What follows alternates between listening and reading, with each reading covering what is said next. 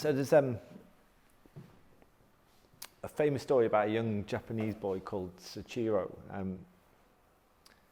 Soichiro grew up in pre-World War II Japan, just on the outskirts of Tokyo. And Soichiro was an engineer. His whole teenage years had been spent in his dad's workshop at the bottom of his garden, playing around with designs, tinkering around with tools, figuring out how to do stuff. And from a very early age, Soichiro had a vision, a dream that he wanted to realize, which was to design parts for Toyota. Toyota at the time were the power horse of the Japanese economy. And while his other friends would go out to dances, a young teenager, Soichiro, would prefer to spend his time in his workshop at the bottom of his dad's garden, playing around with designs. Now, specifically, what he was doing was he was designing piston rings, and he wanted to create a design and a schematic of a piston ring that he'd be able to take to Toyota, and then Toyota, hopefully, take on the design. After many, many months of work, of sacrifice, and night after night after night outside of his education, Soichiro finally thought he had a product that he'd be able to take to Toyota. So he had his prototype, he had his schematics, he had all his drawings, everything that he needed, had an appointment with Toyota, went down to Toyota and waited nervously in this huge waiting room in this big building, and was eventually called in for the meeting.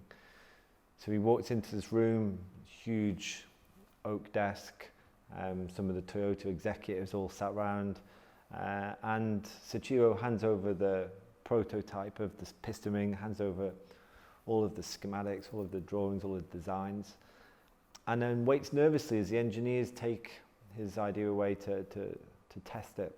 After what seemed like hours and hours and hours, he was recalled back into the same room, and the executive said, look, this just isn't good enough. The design is not of a high enough standard for us to produce, to put in our cars. And Soichiro is obviously, he's devastated by this. So he goes back to his house, goes back to his little workshop, and instead of quitting because he's got a dream, because he's got a vision, because he's got a real purpose, he actually just doubles his efforts. He works even harder. He goes back to the drawing board. He looks at what he can improve. He looks at what the feedback that he was given and the things that they said that weren't good enough. He then focused all of his attention in those areas and worked for another month after month after month, to the point where he ran out of money. He was from fairly humble background, humble beginning, and he actually had to pawn his fiance's engagement ring to keep the project going, because he believed in it so much, because he was so certain that he'd be successful. He was willing to pawn the ring. And for a second time, he got to the point where he was happy with his design, happy with his prototype. He took it back to Toyota. Once again, waited in this huge waiting room, into the big building, goes into the room, big mahogany desk. They take his design. Feels like hours, he's waiting for them to come back. After, as I said, what seems like hours, he gets recalled back into the office. And this time the executives say, these are great, these are phenomenal. This is a fantastic feat of engineering that you've done here. We want you to produce these. Now, Soichiro hadn't thought this far ahead at this point, and we just wanted them to hopefully take on his design. He wasn't expecting them to say, we want you to produce them. He had no factory, he had no means of production. But like any good entrepreneur, he just said, absolutely, yes, no problem. And then started about solving the problem outside of the room. So he said to these guys, absolutely, I can start producing them. Give me a few months to get everything together, and then I'll be in business. So he went back to his little workshop again, kind of pondered what the solution was for this, spoke to his father, and said, look, I've got orders for Toyota for my design, my piston rings. I just need to produce them. So his father spoke to some business colleagues and some business friends and was able to get enough seed capital for Soichiro to build a very makeshift factory and the equipment needed to start mass production of these piston rings. By this time though, World War II had started. Japan had brought the US into World War II via Pearl Harbor, obviously. And Tokyo was obviously a huge bombing target for the Americans. And unfortunately, obviously with Sachiro owning a factory on the outskirts of Tokyo, Sachiro's factory would be a target. And one night in a bombing raid, his factory was damaged quite extensively by a US raid.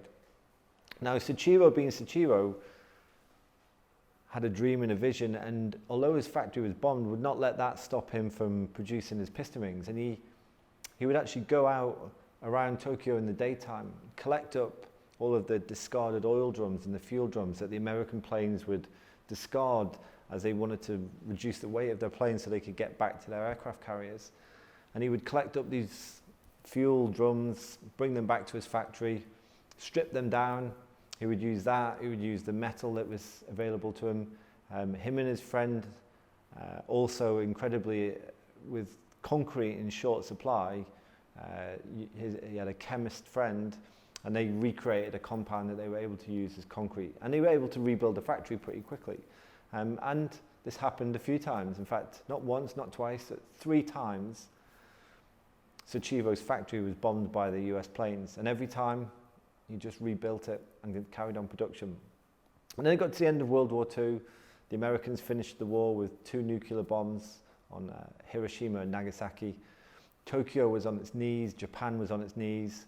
And what a lot of people don't know is right after World War II, there was also a huge earthquake which devastated Japan and Tokyo as well. Now this earthquake reduced Sachiro's factory to rubble. You know, unlike the bombing damage, which was fixable, he was able to bring back to some resemblance of functionality and continue production, the earthquake had reduced the factory to nothing. And finally, Sachiro, with a sorry heart and almost completely deflated and defeated, went back to his father's house, went back to his little workshop at the bottom of the garden, and then just started tinkering around with ideas. So metaphors. A picture paints 1,000 words, a metaphor paints 1,000 pictures. So metaphors are absolutely incredible. We have to understand that stories are not just for children. We've got this perception that stories are for children and adults don't really need stories and metaphors. And we couldn't be any further from the truth. Every time you watch a film, it's a visual and an auditory story that you absolutely buy into. You know, when you watch Superman, you know that Superman can't actually fly, but we're happy to participate in the fantasy that he can as we watch the movie. We're happy to put reality to one side. So our brains are evolutionary hardwired to engage with stories and narratives. Someone tells you a story, and in your mind you create all of the images and the pictures of the characters in the story. You create what you think is the meaning, what you think it looks like, and you build that story in your head. Now, some of the purposes of stories, very good for overcoming barriers. And the reason for this is when you're telling someone a story, you're not necessarily talking about them, you're talking about a fictitious character or metaphor, and that can overcome any barriers of resistance in the person. It installs messages both consciously and unconsciously. So often when we hear a really good story, what happens with our unconscious, like that washing machine analogy that I often use, it just ruminates the story around their subconscious mind. Not perhaps in their absolute awareness, in their consciousness, but sitting in their subconscious. And they kind of have these little light bulb moments where the story pops in their mind and it has a new meaning or a new, something that they thought meant one thing, now they suddenly have this realization that it could mean something else. It's also very good for eliciting states. So if you're teaching, you know, lots of the stories that I use on the NLP practitioner course are things like pyramids and mysteries of the world, stuff that we can't explain, stars and the history of the universe. Very little to do with NLP as such, very much to do with curiosity and wonder and learning things that you didn't know before. Now what that's very good at is eliciting curiosity, which is obviously a very good thing when you teach them. And then the last thing, it can install strategies. Telling someone a story about a solution to a problem which dissociates them from the solution to the problem, it can install then the solution for the person but dissociated. So as an example, I'm coaching someone and someone says to me, I'm having a real problem with X, Y, and Z. What I never want to do as a coach, as you know, is solutionize.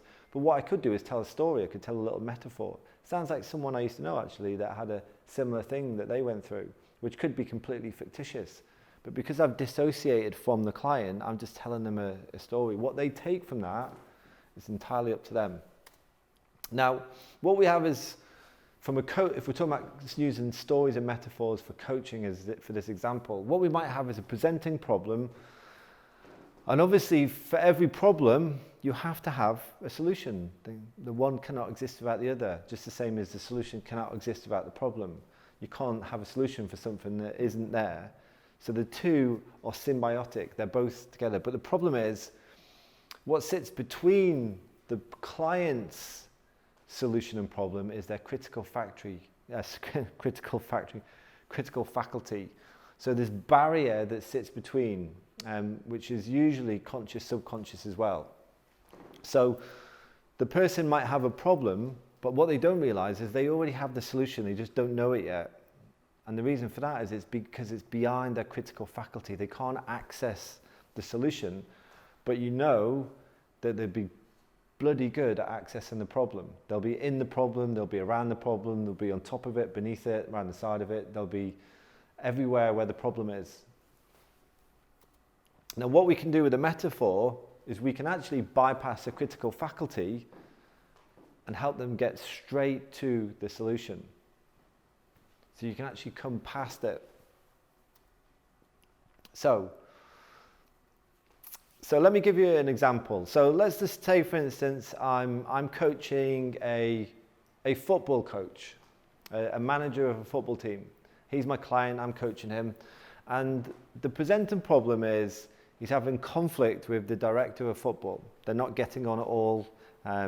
There's huge amounts of conflict. They have very different personalities, very different ideologies. What's making it worse and almost unmanageable for the manager is that the director of football is interfering with the tactics and the team selection, which is obviously the manager's area of responsibility. This is creating a huge amount of conflict, and the reason why it's creating so much conflict is because the manager dearly loves his job. He dearly loves the club that he works for. So the presenting problem is, for me as a coach, how does he manage this conflict? Now what obviously I'm never going to do is I'm never going to solutionize. I'm never going to say you should definitely leave and go to another club. You should definitely stay, you've been there the longest. You should definitely do this, you should definitely do that. That's not my responsibility as a coach, and whenever I'm doing stuff like that, I'm not coaching anymore. So I'm stepped outside of coaching. What I want to do is I want to give him options, or her options. I want to give them different perspectives. I might want to reframe things a little bit. Now what I can also do is I can tell a little story which is dissociated. So if you think about this, so what's the presenting problem is conflict. It's about the person loving the job that they do and loving the club that they work for, but also having a part of that role, a part of that responsibility, a part of that job, someone or something which drives them crazy. So the conflict is they really love their job, they really love what they're doing, but they've got this person or this character that's making it very difficult. So that's huge conflict. So I can ask myself in my internal dialogue, well, what's this an example of? And then once I've got that, I can ask myself, well, what's another example of this that's a completely different context? So as an example, what I could do is say, I don't know if I've ever mentioned it, but I really love camping. Now, I know that the person's probably going to be looking at me quite confused, thinking, what the hell has camping got to do with my conflict resolution? But bear with me with it. So I say to them, I don't know if I've ever mentioned it, but I really, really love camping. My favorite thing to do. Whenever I've got spare time, whenever I've got a spare weekend, that's where I go straight away. And specifically, I love the west coast of Scotland as a location. There is, in my opinion, there is few places in the world that are as beautiful as the west coast of Scotland. But there is a problem when you camp there, as many people that do camp there know, and that's midges. The midges in Scotland are insanely psychotic and territorial. When you camp in Scotland, you get attacked viciously by rampant Scottish midges, and they are merciless as well. And I absolutely hate midges, despise them. But the thing that I always have to wrestle with is, do I love camping in Scotland and everything it gives me more than I hate midges and what they do? So you can see what I've done is I've told a little story about me camping, which has got nothing to do with his specific situation. But obviously, as you listen to the story, you can kind of copy and paste the elements of my story overlap with what's happening with him. Now, I'm not solutionizing there, and all I'm doing is saying, effectively, you've got to decide whether your love for the club outweighs your disdain for the person that's creating the conflict.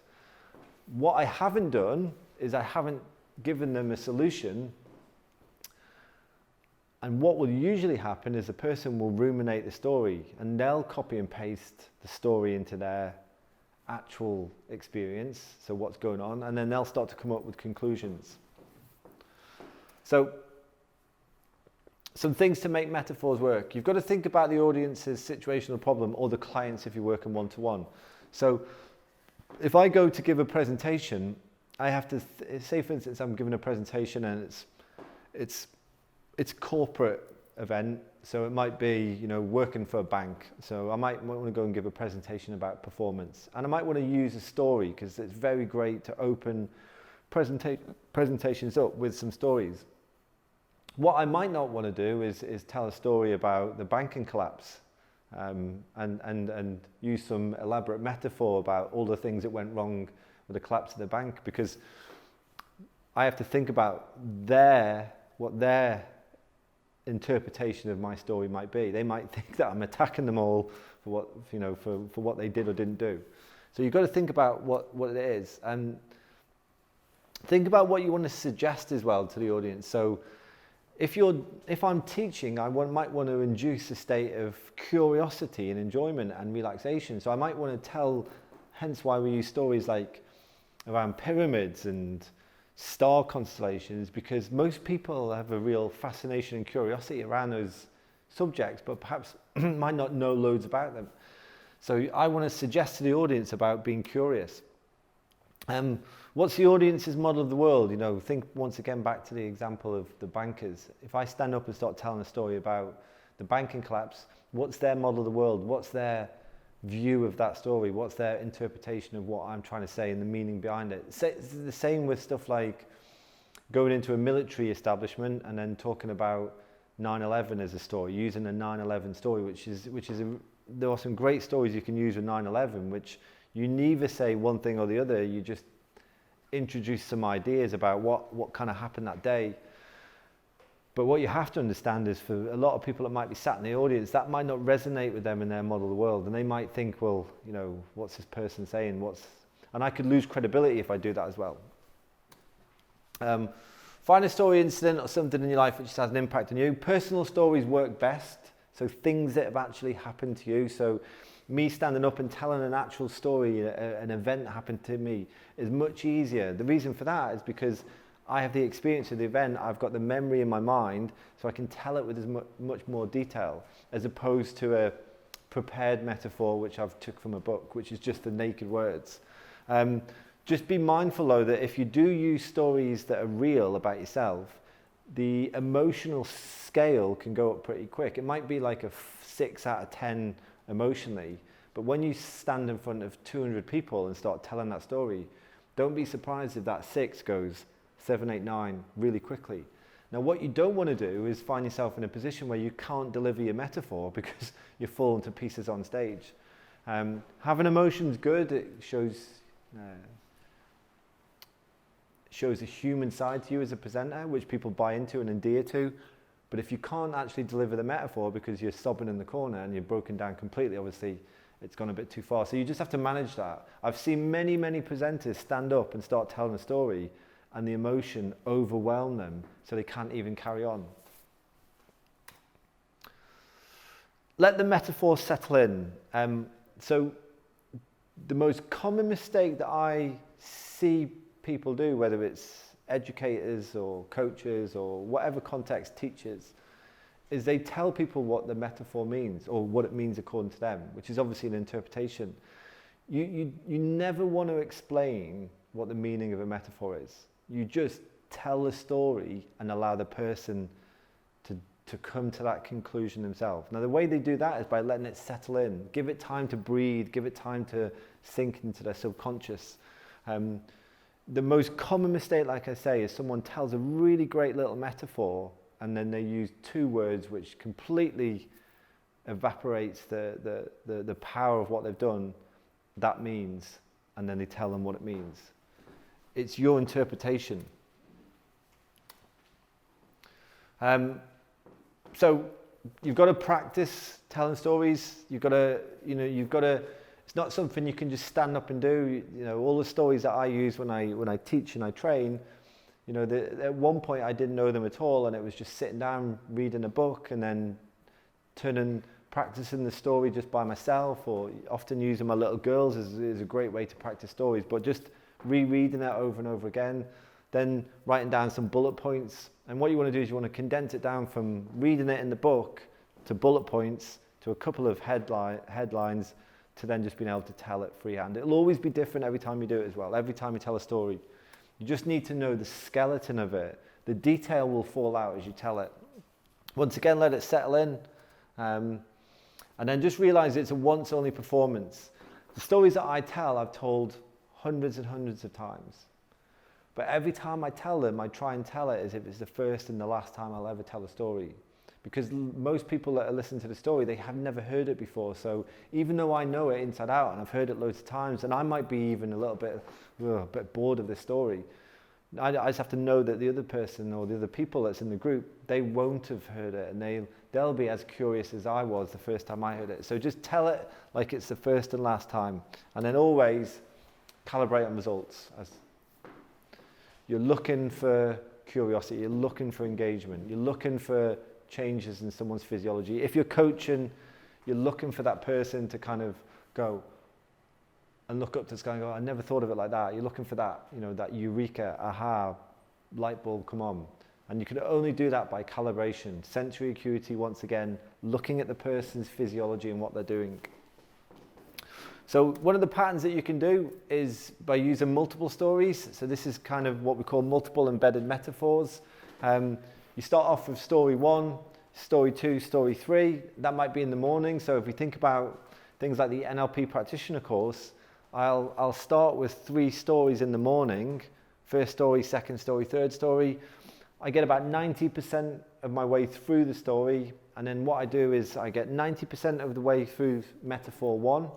And then I drop out of it, and then I drop into the start of metaphor 2. Once again, I get around about 90%, give or take 10 either side. Well, not 10 above, obviously, because that's 100, but 70, 75, 80, 90%. You want to get the majority of the story told to begin with, and then just leave the very short bit at the end. So I get 90% through story 2, drop out of story 2 into the start of story 3. Once again, 90% through story 3, and then I drop out, and then I start the day and I start delivering the content. So it means I haven't finished my stories off. I've left them open-ended. It's called a nested loop. So I've left the stories uncompleted, very deliberately, because what that does then is it creates curiosity in the person or the people listening. You will get challenged from time to time. People will go, whoa, whoa, whoa, whoa, you need to finish those stories off. There's a couple of ways you can approach that.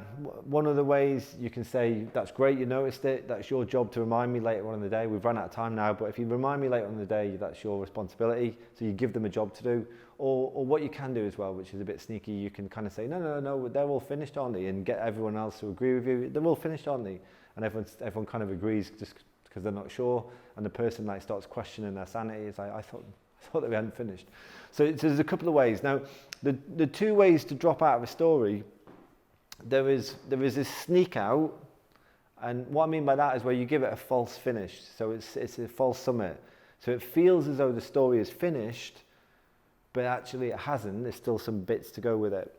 Or the other way to get out of a story is what I call the EastEnders finish, where you leave it on the cliff edge. You leave it at the very crux of the story, at the very what happens next, as EastEnders on a Friday night. The reason why, soaps and serials and things like that, the reason why they leave an episode at a cliff edge is obviously to get you to tune in Monday or whenever the next episode's in to watch it. And it's most evident nowadays with things like Netflix series. So the reason why people binge on Netflix series is because when you get to the end of one episode, it leaves you at a point where you have to start the next one because your curiosity is absolutely on fire. But obviously the moment you start the next one, you're then into the next episode, you watch it for another hour, it gets to the end, it leaves on another massive cliff edge. You have to watch the next episode. Now that doesn't happen so much with series, Netflix series, where they're individual episodes, if you think about like one that just has standalone episodes one after the other. Much more where it leaves you right there to pick up on the next one. So you've got the sneak out, and then you've got the kind of the cliff edge.